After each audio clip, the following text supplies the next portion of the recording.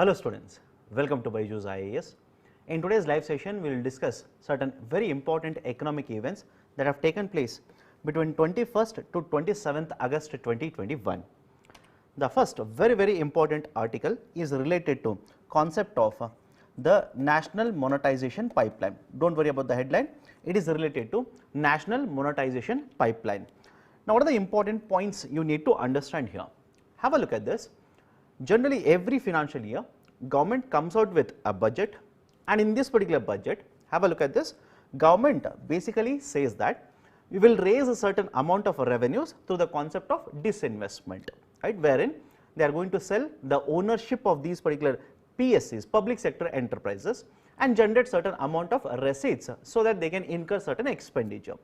And in the last 5 years, yes, Government of India has set up very steep targets, but has not been able to achieve these particular targets for various reasons.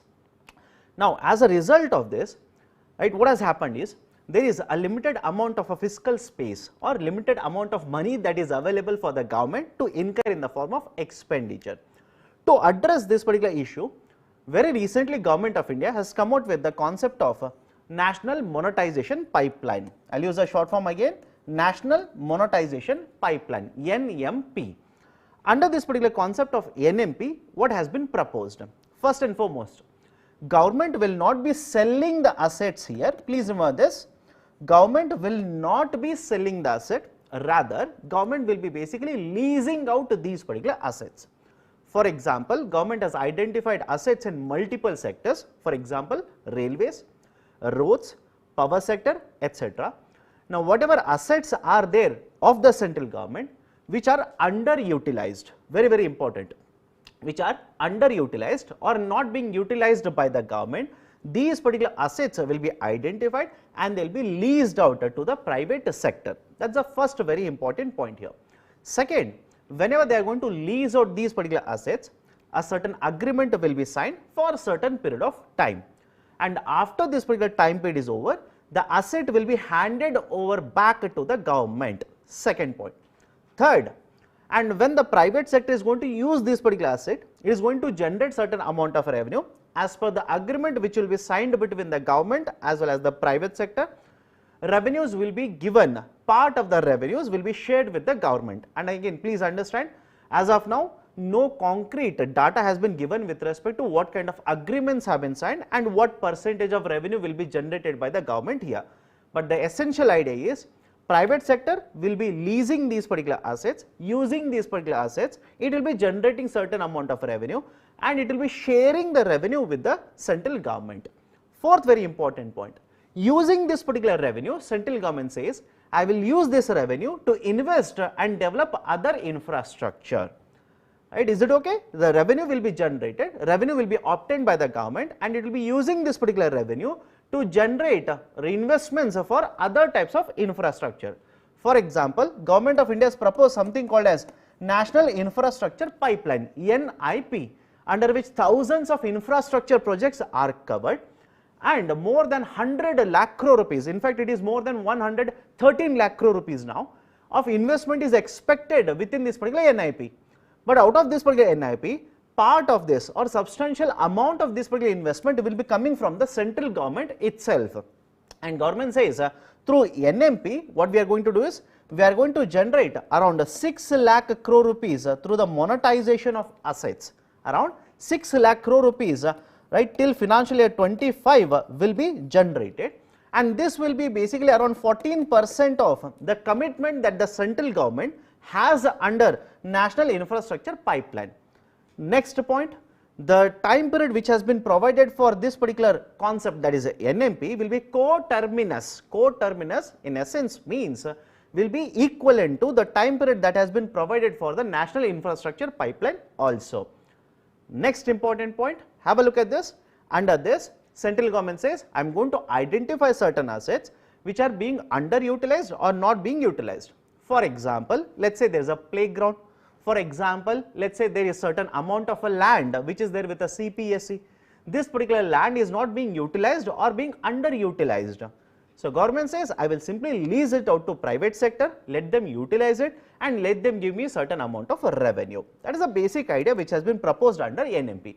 Now, what are the advantages here? What are the important points with respect to advantages of NMP? First, central government says I will be unlocking the value of these particular assets. Is it okay? I am going to unlock the value of these particular assets which are being underutilized or not being utilized. Second, by basically giving these particular assets on lease to the private sector, government will be generating certain amount of revenue.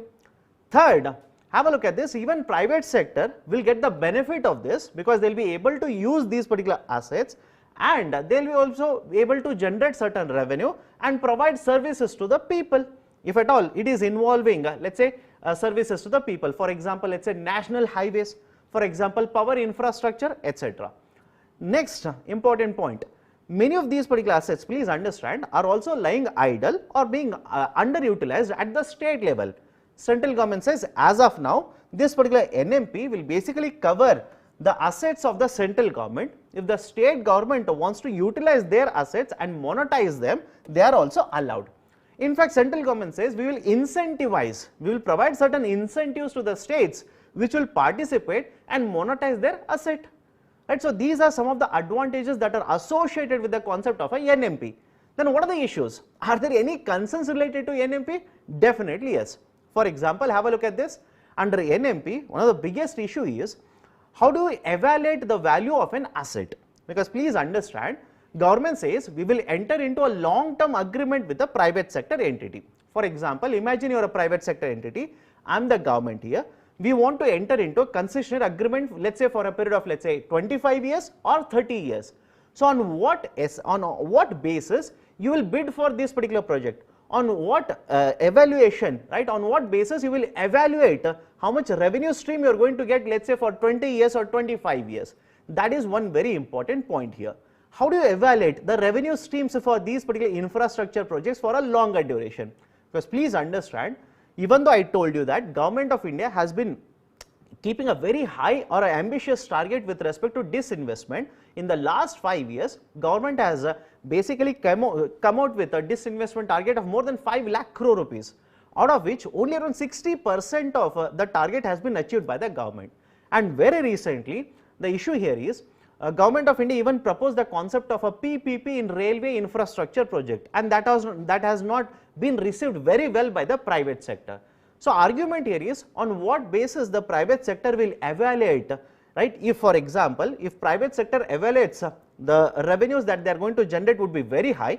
So, in a bidding process, they would give higher value or higher revenue to the government, and if they are unable to generate such amount of a revenue, they will not have any choice but to increase the pricing of the infrastructure. For example, national highway, if private sector says I will generate this much amount of revenue and I will share this much amount of revenue with you, and if they are unable to do that, if they generate very less amount of a revenue, then they may basically say that we will increase the pricing of this particular toll as such, which is going to have a negative impact on the people who are going to use this particular roadways as such.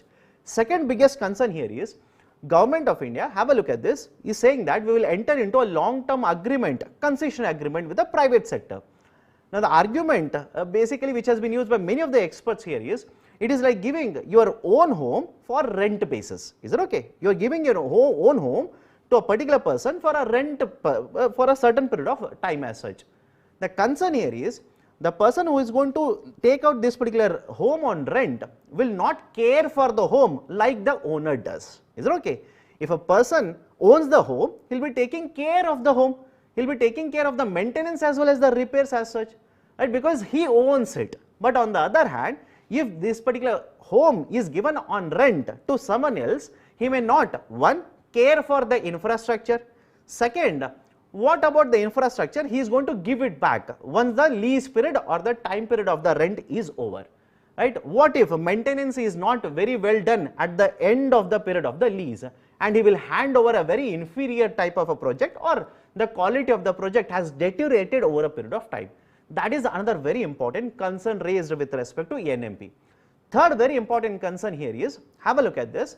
In case of a NMP, what the government says is, again same concept, infrastructure project will be leased. But various experts have pointed that out of all these particular infrastructure projects which have been identified by you, around 60+% come from roadways, power sector and railways. And having seen what has happened in railways very recently in terms of PPP infrastructure project, it is very doubtful that the private sector will be interested in bidding for these particular infrastructure project. Fourth very important concern, what if these particular infrastructure projects will end up being accumulated on lease basis, being accumulated by very few of these particular companies, right? Various experts have warned that if these particular assets are bid by very few number of companies and they end up right taking the lease of majority of these particular assets, then there might be a concentration of the economic power. So these are some of the concerns which have been raised by experts with respect to concept of the national monetization pipeline which has been proposed by the government.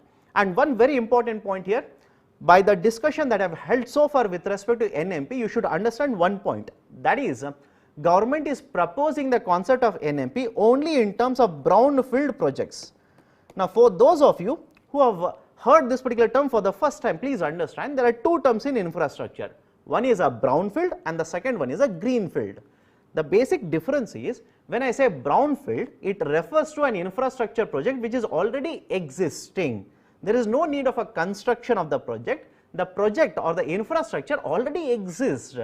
Whereas a greenfield project essentially means the construction or the development of infrastructure project has to start from the scratch, right? The NMP basically focuses on the concept of a brownfield projects, not the greenfield projects here. Done? So these are some of the important points here. Next important article is with respect to fresh SDR allocation. SDR basically stands for special drawing rights. Now have a look at this. Very recently in the month of August, the board of IMF has approved fresh issuance or general issuance of SDRs worth how much? $650 billion. $650 billion worth of a general issuance of SDRs has been approved by the board of IMF. Now what is the importance of this particular concept from the context of UPSC exam? First they might ask you what is the concept of SDR, which we have discussed even in the earlier videos, so I am not going to discuss the background of SDR here.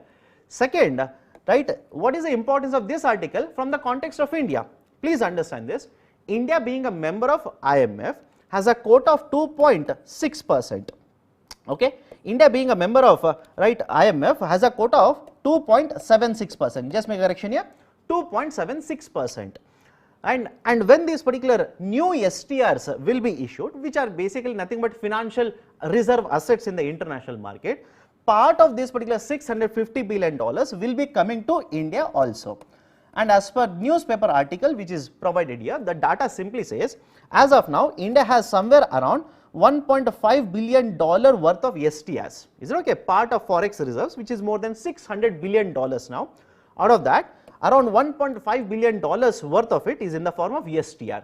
And when this particular new STRs will get added to the forex reserves, will be issued to India, the total value that is including the existing STRs, the total value of STRs will be somewhere around $19.48 billion. Is it okay? Somewhere around $19.48 billion, right? Somewhere around 17 plus billion dollars, or you can round it off, around $18 billion will be added to the India's forex reserves. Existing 1.5 billion, so around $19.48 billion worth of STRs will be there with India once this particular new allocation is done, which has been already become effective.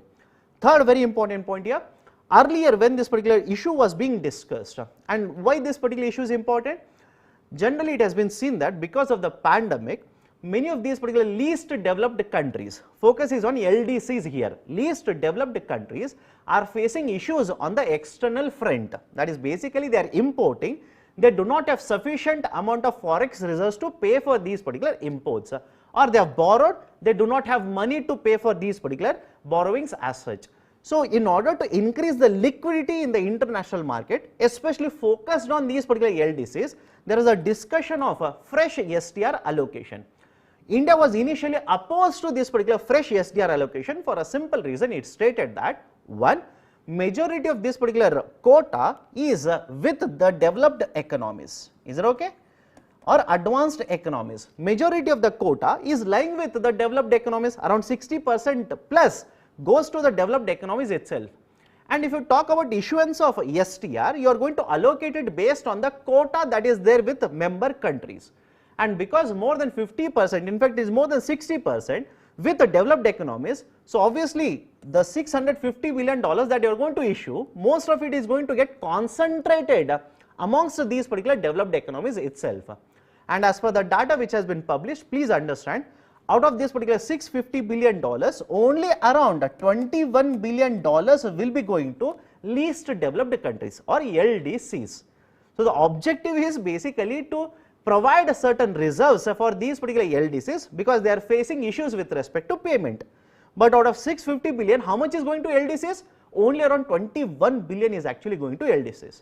Out of 650 billion, more than half of it will actually go to USA, European Union as well as UK. More than half of this will get concentrated within these particular three economies itself. Done? So these are some of the very important points with respect to fresh STR allocation. Now based on this, I have given a question here. Consider the following statements regarding STRs. First one, the STR value of a 650 billion will be issued to member countries of IMF. Yes, statement is correct. Second one, India's quota under IMF is 5.5%, wrong, it is 2.76%. Third one, most of these STRs will be issued to the least developed countries as they are facing forex shortage. Second part of the statement is true, they are facing the shortage of forex reserves. First part of the statement is entirely wrong. It will go to those particular economies which will have the highest quota. These are the developed or advanced economies. Even the third statement is wrong. So right option will be option A, only one. Next article, government has basically launched a new fund called as Ubharte Sitare Fund. Now this particular fund is associated with MSMEs. First point, is it okay? It is associated with MSMEs. And second point, this particular scheme or the fund will have a value of 250 crore rupees. Okay, it will have a value of 250 crore rupees. It will be co-sponsored by Exim Bank, Export Import Bank and SIDBI Bank. Is it okay? It is going to be co-sponsored by Exim Bank and SIDBI. Now what is the importance of this particular Ubharte Sitare Fund? First, it is going to identify certain MSMEs which will play a very important role in terms of development in India. These are basically champion sectors, right? These are going to contribute, grow as well as contribute. So we are going to identify these particular MSMEs, and if these MSMEs are facing any type of issues, for example financial issues, for example export related issues, if there are any hurdles which are being faced by these particular MSMEs, then the funds from this particular fund will be used, right, to provide one, the financial related aid as well as advisory services to these particular MSMEs. And please understand, basically this idea is the idea of a hand holding services. Is it okay? This is nothing but the concept of hand holding services. And India is not the first country in the world to provide this kind of a hand holding services to MSMEs. Earlier, the same model was successfully implemented by Germany, where they basically identified certain sectors, called them as a champion sectors, provided hand holding services and ensured that their growth will be increasing, their contribution to the economy will be increasing, right, and their exports will also be promoted. So this is the basic idea of a Ubharte Sitare Fund. Now in addition to this, certain more points are there, but let's look at those particular points in the form of question itself. Consider the following statements regarding, right, the Ubharte Sitare Fund, USF. First statement, under this particular scheme or let's say fund, an AIF, that is Ubharte Sitare Fund, has been set up. What is AIF here? Alternative Investment Fund. Okay, Alternative Investment Fund. The AIF is basically regulated by SEBI. Please remember this. So have we set up a Ubharte Sitare Fund which is an AIF? Definitely yes. Please remember this. Earlier in the month of July 2021, this particular AIF, that is USF, has been registered under SEBI. First statement is true. Second, the fund is co-sponsored by Exim as well as SIDBI. Yes, even this particular statement is true. Both the statements are true. Right option will be option C, both here. Next article, very important, Vishwanathan panel or committee which was set up by RBI to oversee and give certain recommendations with respect to urban cooperative banks or UCBs. Let's look at certain very important points here. What are the recommendations which have been provided? Have a look at this very carefully. First one, this particular panel has recommended a 4-tier structure for UCBs. Have a look at this. It has recommended 4-tier structure. Based on what? Based on the deposits held within these particular UCBs. First point. Now, what is a 4-tier structure? If there is a UCB, right, tier 1, if it has a deposit up to 100 crore rupees, it will be called as a tier 1 UCB. More than 100 crores, right, up to 1000 crores, tier 2. More than 1000 crores, up to 10,000 crores, tier 3. Now, I will be focusing on tier 3 as well as tier 4, follow this very carefully. More than 10,000 crore rupees worth of deposits, tier 4 UCB. Now, what is the importance of this? This particular committee or panel says that if you focus on the tier 3, right, the deposit is more than 1000 up to 10,000 crore rupees. If these particular UCBs can meet the condition of capital adequacy ratio of 15% of risk weighted assets, is it okay? Tier 3 UCBs, if they can meet the condition of capital adequacy ratio of 15% of risk weighted assets, this panel says allow them, right, allow them to function as a small finance banks. This is a second important recommendation. Third one, the tier 4 UCBs where the deposits are more than 10,000 crore rupees. If these particular UCBs, if they can meet a capital adequacy ratio of 9% of risk weighted assets, allow them to function as a universal banks. Is it okay? Allow them to function as a universal banks. That is another very important recommendation. Next, setting up of umbrella organization. US stands for umbrella organization. What is this organization? The committee says more than 300 crore rupees or 300 crore rupees of capital should be put into this U, and you will have to set up this particular authority. And this authority will be overseeing the regulatory functions of the cooperative banks. That is another very, very important recommendation. Third, government, or to be more precise, RBI has not issued any licenses for UCBs in the last 17 years. And once you set up this particular umbrella organization, it starts looking into the functioning of these particular cooperative banks and stabilizes the segment or the sector.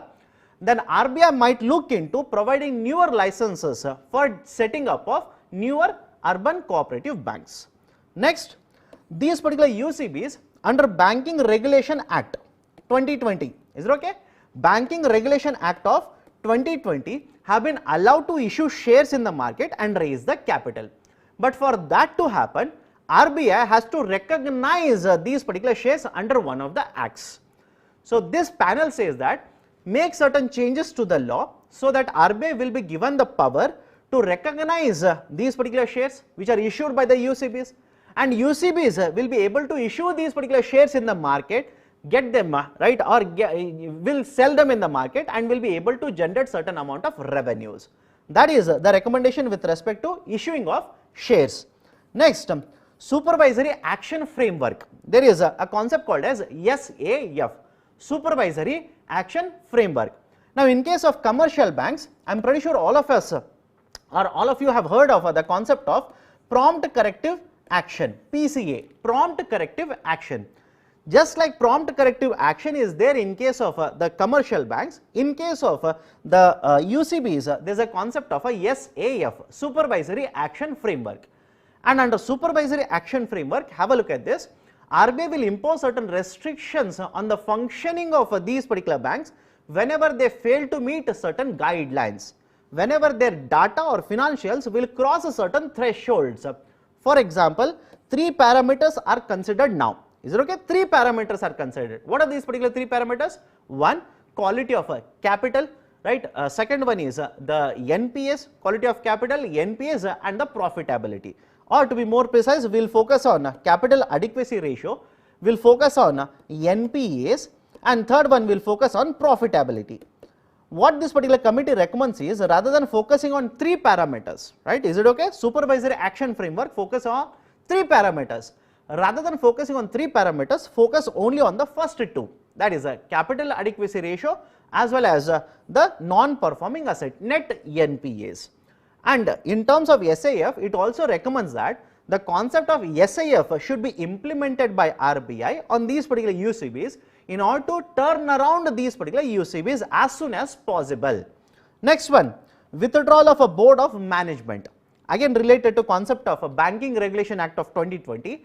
Under the powers which have been given to RBI under this particular Banking Regulation Act of 2020, it has basically asked those particular UCBs with deposits over 100 crore rupees to set up a board of management. And in the earlier videos also we have discussed the concept of a BOM.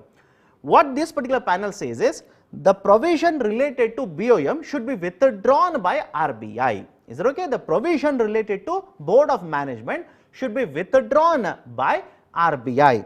And finally, all inclusive direction, AID, all inclusive direction. What is this all inclusive direction? Have a look at this. Whenever the financials of the certain cooperative banks will enter into a red territory or there is a disarray in the finances of these particular UCBs, RBI imposes a direction or a set of guidelines on these particular banks which is called as all inclusive direction. What will happen if a bank is kept under all inclusive direction? Please be very careful here. The RBI will impose certain restrictions with respect to discharging of liabilities of these particular banks. Is it okay? I will repeat it. Whenever any of these particular cooperative banks are brought under all inclusive direction, AID, RBI will impose restriction with respect to discharging of liabilities of these particular banks. What do you mean by this? Imagine one bank has borrowed from another bank. Is it okay? One bank has borrowed from another bank, that is interbank borrowing has happened. And in this particular situation, if RBI imposes all inclusive direction on the first bank, then the repayment liability will be restricted, right? RBI will basically prohibit this particular first bank in repaying the liability to the second bank. Or let's take a very simple example. Imagine you have kept deposits with respect to the Urban Cooperative Bank and this UCB is brought under all inclusive direction of RBI. What it will do? With respect to your deposits, there is a restriction on the withdrawals now. Is it okay? That is the basic idea of a all inclusive direction. Now please understand this. Many of these particular UCBs or the cooperative banks have been brought under the all inclusive direction. What this committee says is the idea of a AID has to be implemented for a duration of 3 months. Is it okay? Implemented for a duration of 3 months. And if you want to extend it by another 3 months. But please do not keep on bringing this particular idea of a AID and keep on enforcing AID on these particular UCBs. It makes no sense whatsoever. So understand this, impose AID for a duration of 3 months or extend it by another 3 months. That's it. Please do not keep on bringing the AID on these particular cooperative banks, because the committee says there are many of these particular cooperative banks on which all inclusive direction has been imposed for many years now, and that will basically hinder the activities in the cooperative banking sector.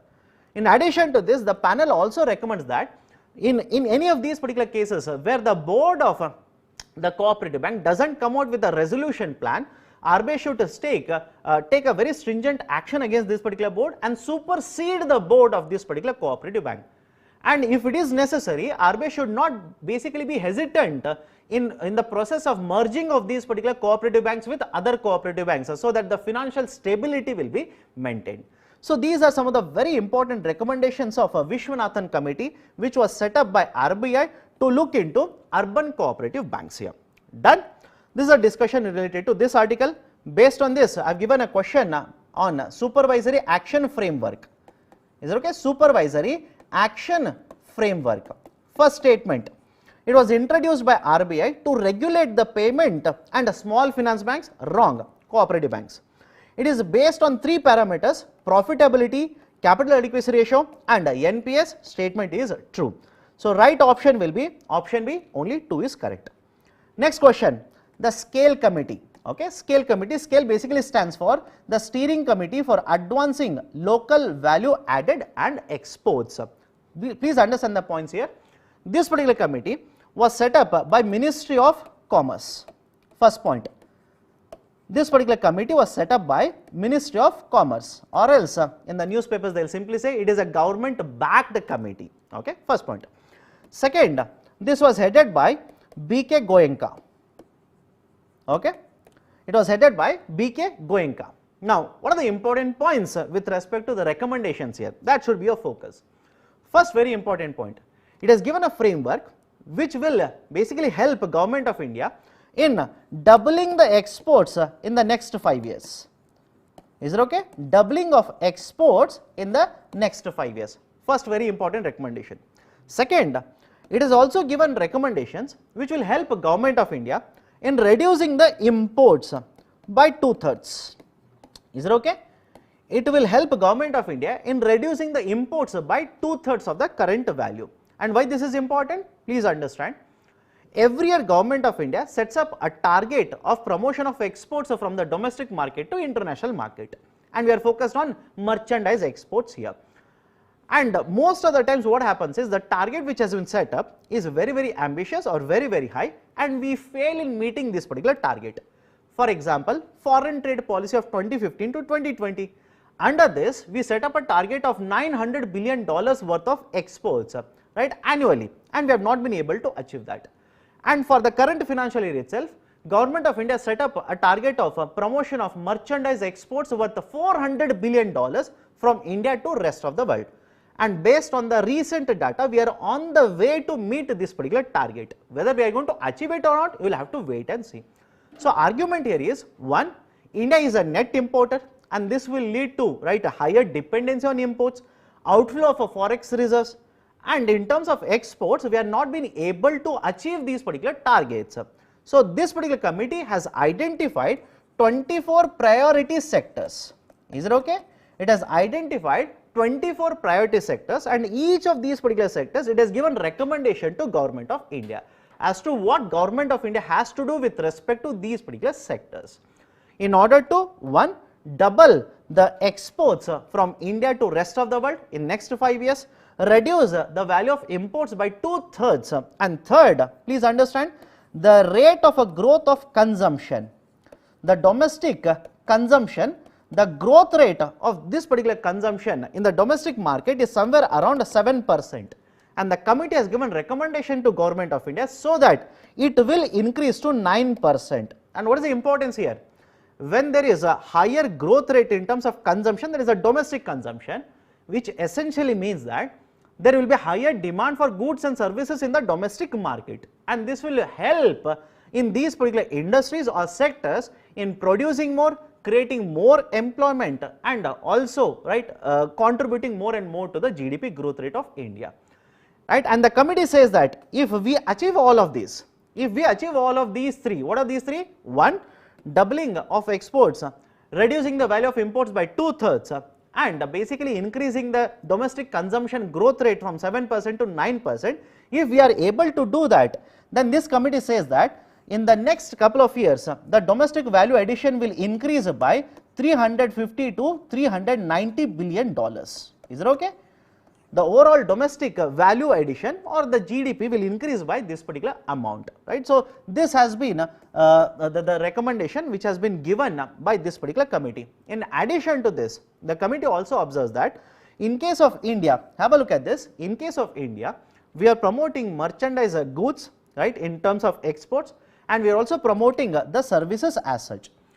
But out of the total value of exports that we have done for the year 2019, out of the total value of exports, service as well as the merchandise, that is the goods, the merchandise accounts for 43% of this. The merchandise exports accounts for 43% of this. If you look at the same type of a composition in other countries, right, the contribution from the merchandise exports is much higher. For example, as per the data provided here, in case of Vietnam, it is more than 70%. In case of Malaysia, right, in case of Malaysia it is 56%, right, so on and so forth. Again, you don't have to mug up this particular data. In essence, what they are saying is there is a huge scope of a promotion of these particular merchandise exports from India. We will have to increase this particular contribution, and which will essentially ensure that the overall exports from India will increase. Okay, so these are some of the important points with respect to this article. Next important article, Government of India has launched a e-SHRAM portal, okay, electronic SHRAM or e-SHRAM portal. What is the importance of this particular portal? Please understand, there is a lot of labor which is basically referred to as unorganized labor in India. Is it okay? Unorganized labor. As per economic survey of 2018 and 2019, around 93% of labor in case of India is unorganized. And if you basically convert the data, have a look at this. In case of India, around 45 crore people are actually working. That is a people who are considered as a labor class. And 93% out of this particular 45 crore will basically or roughly translate into 42 crore. Is it okay? I am just rounding off the number. Around 42 crore people are basically from the unorganized sector. And the problem here is they will not be having a fixed amount of the labor earnings as such. They are generally excluded, right, because of certain issues. They will not be able to get the benefit of social welfare schemes of the government, etc. So, in order to one, formalize this particular labor, is it okay? In order to formalize this particular labor, and second, prepare a very good database for the government for this particular unorganized labor, right? Two important objectives. One, to formalize this particular labor, and second, to have a very good database of this particular unorganized labor. Government of India set up this particular portal, e-SHRAM portal. This has been launched very recently by the government, and the government says we are targeting registration of 38 crore unorganized workers under this particular e-SHRAM portal. Now, if you want to get registered using a mobile handset, government says you can do it, right? You can do it. You don't have to pay any fees for this. You can do it. But from one mobile handset, up to 4 people, up to 4 unorganized workers can register. What about those particular people who do not have a mobile handset? Government says please approach the common service center which is nearby you and get yourself enrolled under the e-SHRAM portal. And for this, you do not have to pay any kind of a fees to the common service center again. What is the advantage of the unorganized workers, right? What is the benefit of registering under this particular portal? Government says we will provide accidental insurance. Is it okay? We will provide accidental insurance, right, to all those particular people who are going to be covered under this particular portal. That is the first point. Second, right, any of these particular social welfare schemes which are being implemented by the central government, you are unable to get access to this. Government has a database and it will help Government of India in one, formulating very good policies, and second, ensuring that its schemes are reaching these particular people, because a lot of schemes both by the central government as well as the state governments have been launched to cover these particular populations itself. That is another very important advantage. Next important point with respect to e-SHRAM portal, based on the data which has been provided here. Is it okay? Based on the data which has been provided here, a budget of 704 crore rupees has been allocated for development of this particular e-SHRAM portal. Done? So, these are certain very important points with respect to the launch of this particular portal by the government. Now, question here, consider the following statements regarding e-SHRAM portal. First point, the portal aims to build a comprehensive database and also formalize the unorganized workforce. Statement 1 is the objective of the scheme, correct. Registered workers would be issued with a card having 16 digits. Please understand, statement is wrong. What is the idea here? Once you are registered under the e-SHRAM portal, you will be issued a card, and this particular card will have a 12-digit identification number. Is it okay? It will have 12-digit identification number, not 16-digit identification number. Third statement, the registration on this particular portal has to be done only through the common service centers. Underline the term only here. I have already told you, you can get registered using a mobile handset. Up to 4 people can use what? Mobile handset. If you don't have a mobile handset, please approach a common service center and get registered through the CSE. Third statement is also wrong. Which of the statements given above is or are correct? Right option will be option A, only one.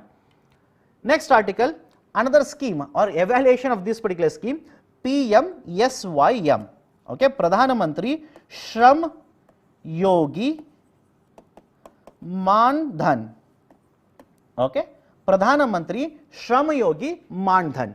What are the important points? First, This particular scheme was launched by the government in 2018 and 2019. Is it okay? Scheme was launched by the government in 18 and 19. Second very important point, it is basically a contributory, self-contributory pension scheme. Means what?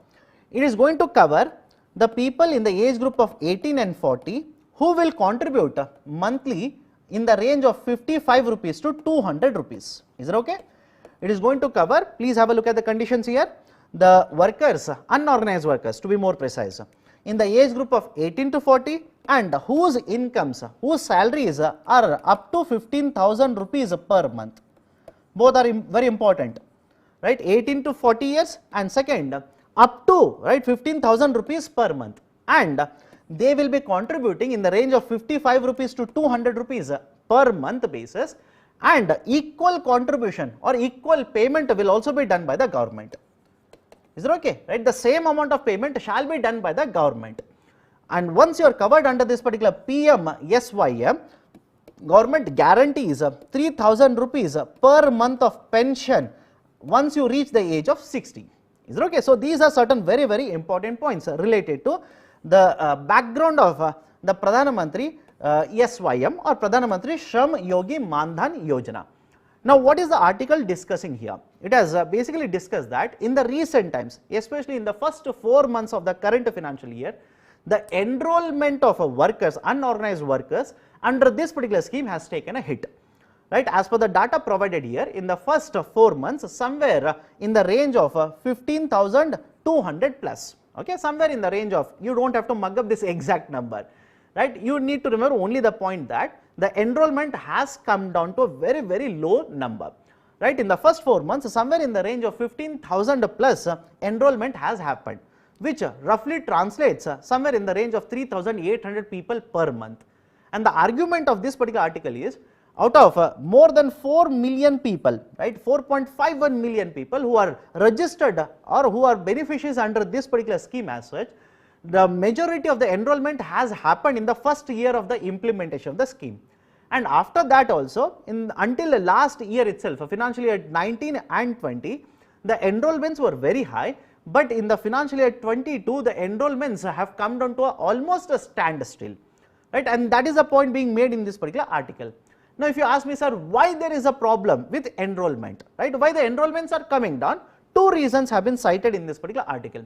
First one, thanks to pandemic, the incomes or the wages of the households have been affected. Is it okay? Because of the pandemic, the wages of these particular households have been affected very badly. They do not have sufficient amount of money to pay for the enrollment or to pay for the amount of money, right, under this particular scheme. Right? That is the first reason. And second reason, this article says that one problem with respect to the scheme, that is a PMSYM, is that it imposes a restriction, right, saying that only those particular people who are, right, earning up to 15,000 rupees can be enrolled. Right? And why this becomes a problem? It compares the scheme PMSYM with another scheme, Atal Pension Yojana. Is it okay? It makes a comparison between PMSYM and Atal Pension Yojana and says that one, the image of Atal Pension Yojana, because of a better marketing done by the government, is much better. It has a more visibility in the market, right? People are getting more enrolled under the second scheme compared to first scheme. Second important reason, unlike the Shram Yogi Mandhan Yojana, in case of Atal Pension Yojana, there is no restriction with respect to the income ceiling. Is it okay? It simply means under Atal Pension Yojana, there is no restriction on the income ceiling which is imposed under the PMSYM, that is 15,000 rupees. Even if you are having above 15,000 rupees, you can get enrolled under Atal Pension Yojana. Right? That is why it is much more attractive to unorganized workers compared to the first scheme. So these are some of the important points with respect to the scheme mentioned here. Next article related to EASE 4.0. Now, what is this idea for EASE? Please understand the evolution here. Earlier in 2017, right, there was something called as a PSB Manthan. Okay, PSB Manthan. In simple terms, it was a conclave. It was a meeting of various important heads of these particular banks as such. During this particular PSB Manthan, they decided that we need to enhance the accessibility of the banking services, and we also need to leverage the technology to do that. And as a result of these particular discussions, we introduce the concept of EASE 1.0. Okay, what is EASE here? Enhanced access and service accessibility. Okay, right, or service experienced, enhanced, right, access and service experience. That is the expansion of EASE acronym.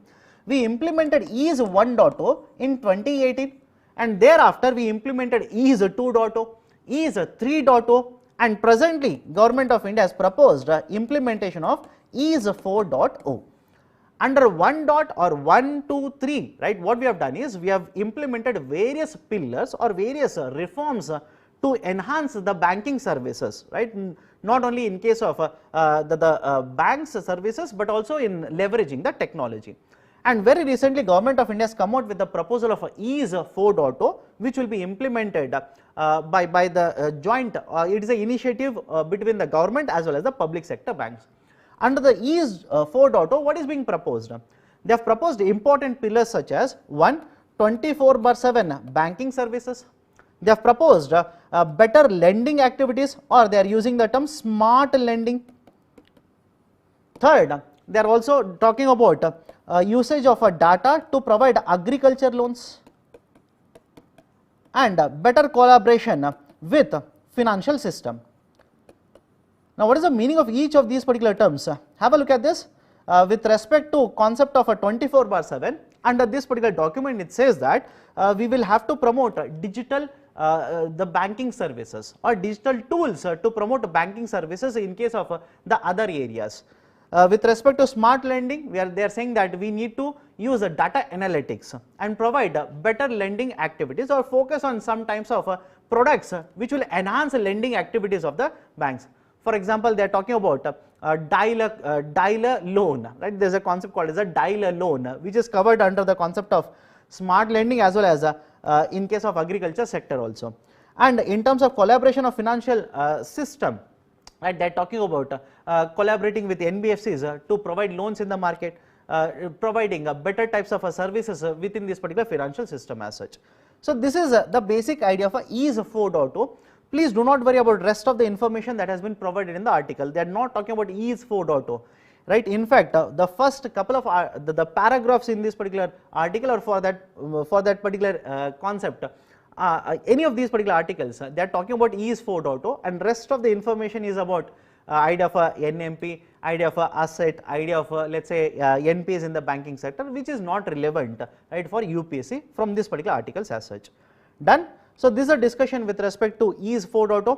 The last article for the day, CCI and MSIL, right? I am talking about one, Competition Commission of India, and second, Maruti Suzuki India Limited. What are the important points here? Have a look at this. Very recently, Competition Commission of India has imposed 200 crore rupees worth of penalties, right, on this particular company. Is it okay? Competition Commission of India has imposed 200 crore worth of penalties on Maruti Suzuki India Limited. Now, should you read about this particular article from the context of Maruti Suzuki? Absolutely no. Please read it from the context of Competition Commission of India. Why? Competition Commission of India says that there is a policy, right, which has been followed by MSIL, which is prohibiting competition in the market.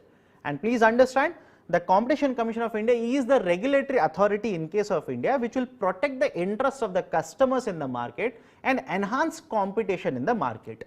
Whenever there is a collaboration or whenever there is a grouping done by the companies or the manufacturers like this, or any policy used by the manufacturers which has a dominant market share and trying to prohibit competition in the market, usually it is the CCI which will take action against these particular companies as such. Okay, so have a look at this. CCI says that MSIL basically follows a concept where it will enter into an agreement with the distributors of the product. Is it okay? Right? The distributors or the companies or let's say the showroom which are selling the cars of MSIL, and under this particular agreement, they are going to restrict the amount of a discount that these particular sellers will be allowed to pay. Is it okay? Amount of discounts which these particular sellers are going to provide to the consumers or let's say to the customers that will be restricted. And as per the document, it has been seen that if any of these particular sellers are giving higher amount of a discounts to the consumers, MSIL is actually penalizing them. So argument of CCI, Competition Commission of India, is when these particular discounts are provided, it will help the customer in getting the best prices in the market. Is it okay? It will help the customer to get access to the product at the best prices. But what you are doing is, you are entering into agreement with these particular sellers and you are prohibiting the amount of a discount they are about to give or they are allowed to give to the customers. Thereby, you are not ensuring, one, better competition in the market, and second, you are ensuring that the customers will not get the right price or the best price of the product as such. So these are the observations of CCI, based on which it has imposed penalties on this particular company. So this is the scope of UPSC. Beyond this, right, don't worry about this particular case as such. Okay. So these are the various important articles for this particular time period and the questions related to these particular articles. If you like our initiative, please hit the like button and provide your valuable inputs in the comment section below. And if you have not yet subscribed to our channel, please subscribe to BYJU'S IAS channel. Thank you. Have a good day.